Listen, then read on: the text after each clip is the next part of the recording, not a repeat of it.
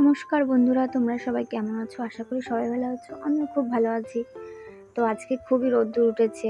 এই ভিডিওটা আমি সকালবেলা করেছি, কিন্তু দেখো টাইম পাচ্ছি না বলে এখন ভয়েসটাকে, ওই যেটা আসল ভয়েস সেটাকে আমি সাউন্ড কমিয়ে দিয়ে তারপর এই ভয়েসটা দিয়ে অ্যাড করেছি। নাহলে আমার মেয়ের কান্নাকাটি, এটার শব্দ ওটার শব্দ চেঁচামেচি হয়ে উঠলো, সেজন্য নিজের ভয়েসেই কথা বলছি, ওই ভয়েসটা ডাউন করে দিয়ে।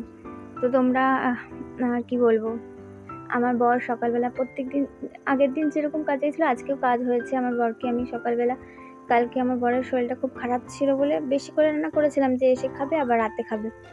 তো 4টের সময় এসেছিলো আর খায়নি, শরীর খারাপ করেছিল, তো বেশি করে রান্না হয়েছিল, সেই ভাতটা আমি দিয়ে দিয়েছি আর ভাজি করে দিয়েছিলাম। তো আমিও সেই ঠান্ডা ভাতই খেয়েছি। আমার মেয়ে ঠান্ডা লেগেছে তবু আমি খেলাম। এখন কি করবো বলো, ফেলে দিয়ে কী হবে? এত দামের চালের কোথায় বা পাবো? ফেলে দিতে মায়া লাগে ভীষণ। তো আমি সকালবেলা উঠে গেছি, উঠে কাজ বাজ সেরে এখন দেখি কি মেয়ে উঠে গেছে। আমি জল ফেলতে গেছি, ময়লা জল গর্তের মধ্যে, তখন দেখি মেয়ে উঠে গেছে। তো মেয়েকে নিয়ে জল ফেলতে গেলাম গর্তে। এবার ফেলে টেলে এসে মেয়েকে পটি করেছিল, পরিষ্কার করে দিলাম, কাঁথাগুলো ধুলাম, ধুয়ে মেয়ের মুখটা ধুয়ে দিলাম। আমি বিরাস করেছিলাম, মুখ ধুয়ে ঘরে আসলাম। ঘরে এসে আমি বাসি বিছানাটা তুলে ফেলি, তবে মেয়েকে খাইয়ে দেবো রেডি করে। তো আমি বিছানাটা তুলছি। আর কি বলতো, এখন কালকে আজকে এই 2 দিন রোদ্দুর আছে, মেঘলাও নেই বৃষ্টিও নেই। হয়তো বিকালের দিকে মেঘ করেছে কিন্তু বৃষ্টি হয় না। ভাদ্র মাস তো সেরকম একটা বৃষ্টি হয় না। এখন হয় বৃষ্টি, কীরকম বলো তো, ওই বৃষ্টি হয়, রোদ্দুর হলেও আবার ছট করে বৃষ্টি চলে আসলো। ভাদ্র মাসটা এরকমই, কিন্তু খুব গরম ভাদ্র মাসটা।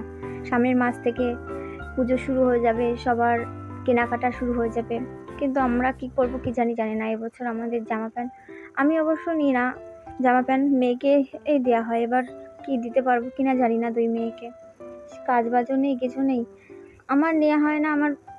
আমার যেই কয় বছর বিয়ে হয়েছে সেই কয় বছর আমি কোনো জামা কাপড়ই নিই না। মাই দেয় শুধু, কিন্তু বিয়ের পর আমি জামা কাপড় খুব কমই নিই। মা যেটুকুনি দেয় এই করবো বলো, গরিবের সংসারে সব কিছু মানিয়ে নিয়ে গুছিয়ে নিয়ে চলতে হয়। আমরা সেইভাবে ছোটোবেলার থেকে মানুষ হয়েছি, কষ্টেই মানুষ হয়েছি, এখন না হয় কষ্ট করবো তো কি হয়েছে? ভগবান যদি একদিন সুখ লেখে তো ঠিক, একদিন বয়সকালে আর সুখ দিয়ে কী করবো, তাই না বলো? যদি এই কালে সুখ না করে যেতে পারি, সারা জীবন যদি কষ্ট, ছোটোবেলায় যেরকম কষ্ট করে বড় হয়েছি, বাবা ছিল না, মা কষ্ট করে মানুষ করেছে, খাইয়ে দাইয়ে পড়িয়েছে, এখনো সেই কষ্ট কি করব, কপালে আছে, কপালের ফের কখনো পাল্টানো যায় না। তো আমি বিছানা করেছি, মেয়েকে এবার রেডি করে দিচ্ছি। মেয়েকে রেডি করে দিয়ে আমিও কিছু খেয়ে নেবো। চা করেছি, তো চাও ঠান্ডা হয়ে গেছে, ওটা গরম করে খেয়ে নেবো। মেয়েকে রেডি করাচ্ছি, তো মেয়ে আমাকে তেল মাখাতে দেবে না, টিপ পরাতে দেবে না। এখন কি করবো? আর মেয়ের তেলটাও শেষ হয়ে গেছে, আনতেও পাচ্ছি না, সেজন্য নারকেল তেলই দিচ্ছি। অনেক দিনই শেষ হয়ে গেছে, প্রায় 15-16 দিনের বেশি শেষ হয়ে গেছে। আমার ওখানে থাকতেই, যখন আমি শ্বশুরে ছিলাম তখনই তেল শেষ হয়ে গেছে, ক্রিম শেষ হয়ে গেছে, আনতেও পাচ্ছি না, ঠিক মতন কাজ হচ্ছে না, যে কি করব। এখন নারকেল তেল ঠান্ডা লেগে যায়, নারকেল তেল অবশ্য, কিন্তু বড়রা মাখলে অসুবিধা হয় না, কিন্তু ছোটোদের না মাখানোই ভালো। তো আমি ওই তেল মাখাচ্ছি, এখন মাখাচ্ছি, কি করবো, আমি ওই তেলটাই মাখি, মুখেও মাখি। নারকেল তেল তো একদিকে ভালো, তাই না বলো? ওই তেলটা মাখালে। আমার মেয়ে তো টিপ পরাতেই দেবে না, দেখো টিপ পরাচ্ছি, মাথা সারাচ্ছি, ওই করবে সব কিছু, ও আমাকে মোটে করতেই দেবে না কিছু। আর বলো, বাড়ির কাজ কি শেষ হয়? কোনোদিন কাজ শেষ হয় না, এত পরিমাণের কাজ, আর কি বলবো, কাজই শেষ হয় না। বাড়ি ঘরের যে অবস্থা, উফ, জঙ্গল হয়ে যাচ্ছে। এটা কবে যে পরিষ্কার করতে হবে? কাজে গেছে, এখন কাজ ছেড়ে কি আর আসা যায়? আমার বরকে বলবো কি যে বীজ তেল নিয়ে আসতে, বীজ তেল এনে দিলে। তো ভাবলাম আমিও রেডি হয়ে নি, মাথাটা একটু আশ্রয় নিই। দেখো সুকেশের কাজটা এত ধুলো পরিমাণে পড়েছে, মোছারও টাইম পাই না, এখন একটু মুছে নি সামনেটা, পরে সুকেশটা মুছবো না হয়। বাড়িতে যা কাজ কিচ্ছুই করতে পারি না, যেটুকুনি টাইম ঘুমাই ওইটুকুনি টাইমের মধ্যে করি। তো আবার রান্নাও করতে হবে, রান্না করবো ভাবছি একটু বেলা করে, কেননা ঠান্ডা ভাত খাবো। তো তাহলে এসেও খেতে পারবে, 4টের দিকে আসবে। তো ভাবছি আমি 12টা 12:30টার দিকে বসাবো। আমার বড় মেয়ে তো আসতেই চায় না, ওই বাড়ির থেকে কিছু খেলো কিনা তাও জানি না। তো যেতে হবে, ওই বাড়ির দিকে যাবো, গিয়ে দেখবো কি করছে আমার মেয়েটা। ও আনতেই পারি না ওকে মোটে, ওর বাবা থাকলে আসে, বায়না করে, কিন্তু যখন থাকতে চায় কি করবো বলো। এইটুখানি ঘর তো ঠিক আছে, কিন্তু চৈকিটা যে ছোট, আর বর্ষার দিনে এখন এই যে পরশু দিনকে একটা সাপ, বিষাক্ত সাপ আমাদের এখানে ছিল, তো ওই সাপটা দেখলাম গেল ওখান থেকে, তো তাড়িয়ে দিলাম সাপটাকে। কি করবো বলো, প্রচুর পরিমাণে সাপ বেরিয়েছে এখন, মানে বর্ষা না, আর জলের জন্য ড্যাঙার দিকে উঠে আসছে সাপ। আর আমি মাথা আসাতে আসাতে আমার ক্লিপটা কোথায় রেখেছি এটাও ভুলে গেছি, এমন হয়ে গেছে। দেখো আমি ক্লিপটা খুঁজেই পাবো না, এমন জায়গায় রেখেছি। তারপরে পরে কি করি, শোকেস থেকে বার করে একটা ক্লিপ পরি। আর আমার এত চুল উঠছে কেন বলবো কি জানি, আর মাথা আসানোর টাইম পাই না জানো। চুলগুলো মাথা আসানোর টাইম পাবো কি করে, মানে আমার চুল খুললে এত গরম লাগে, কি পরিমাণে গরম লাগে।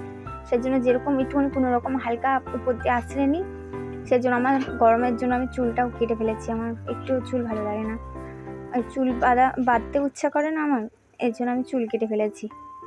নাহলে আমার চুল ভালোই বড় ছিল। ওই যে ক্লিপটা খোঁজাখুঁজি করছি, আর কোথায় রেখেছি মনেও নেই, এখন শোকেস থেকে বার করে নিতে হবে। কি করবো বলো, মানে এমন অবস্থা হয়ে গেছে আমার, কিচ্ছু মনে রাখতে পারি না। ঘরে গেলাম, যদি কিছু একটা আনতে হয়, তেল বা চিনি, এটা ওটা যাই কিছু হোক না কেন, ওটা ভুলে যাই। কেন ভুলে যাই, মানে এত পরিমাণে আমি 3.5 বছর 4 বছর ওষুধ খেয়েছি টানা, তো মনে থাকে বলো। এই যে আমার মেয়েকে এখন মনেই রাখতে পারি না, কি করবো বলো। এত পরিমাণে ওষুধ খেয়েছি, এখন কিছু মাথায় কাজ করে না। আমার মেয়ে খুব কান্নাকাটি করছিল, পাশে বসিয়ে রেখেছিলাম চৌকিতে, তো থাকবে না, ওখানে নিচে এসে আবার ওকে ইয়ে করছি। দেখো নারকেল তেল মাখতে হচ্ছে, আর ক্রিম আনাও হয় না। কি করবো এখন, পয়সার অভাবে এমন অবস্থা হয়ে গেছে। পয়সা নেই বলে কিছু বায়নাও করি না আমি। আগাগোড়াই বিয়ের পর থেকে আমি কোনো কিছু চাই না। যদি বলে এনে যে নাও কিছু নেবা বা কিছু, তখন হয়তো নিই, তাও নিই না। থাক, নিতে হবে না। মেলাঘাটে গেলে, কোথাও গেলে আমি সহজে কিছু নিই না, শুধু একটা আইসক্রিম খাই বা 10 টাকার ফুচকা খাই, এতেই ব্যাস।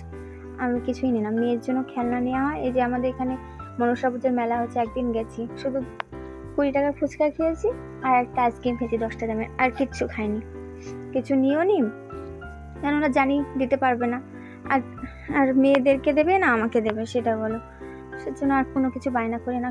সব থাকতেও সব কিছু মাটি চাপা পড়ে গেছে, কিছু বলার নেই। কি বলবো, আর ইনকাম নেই তো কি, কোন হিসাবে চাইবো বলো।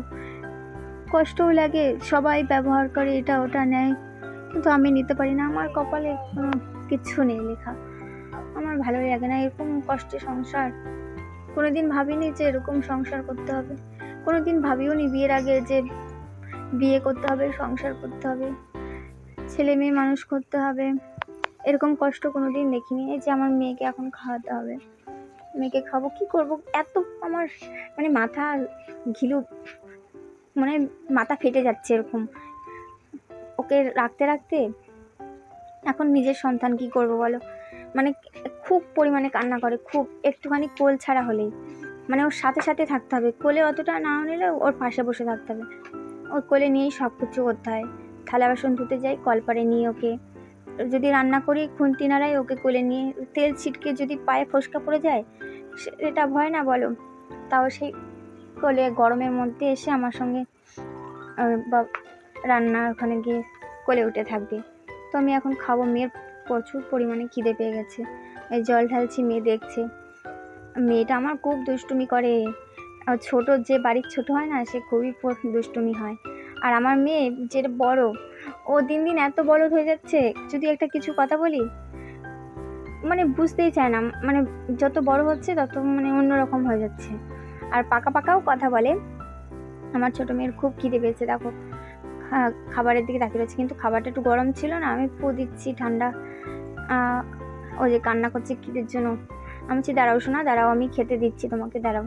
আমি ফু দিচ্ছি, আবার আমি বলছি এমনি এমনি করে খেতে খাই। মেয়ে আবার কান্না করছে, এবার রাগের চোটে, আর কি বলবো, রাগের চোটে মাথা নিচু করে ফেলবে, দিচ্ছি না খেতে। ওর প্রচুর পরিমাণে খিদে পেয়েছে না, ও দেখো খেতে আসছে, কিন্তু আমি দিচ্ছি না, ঠান্ডা হয়নি, কি করবো বলো। আর যে মেয়েকে বলছি ফু দাও শোনা, ফু দাও, ও তো আর ছোট, আর ও তো আর পারে না ফু দিতে।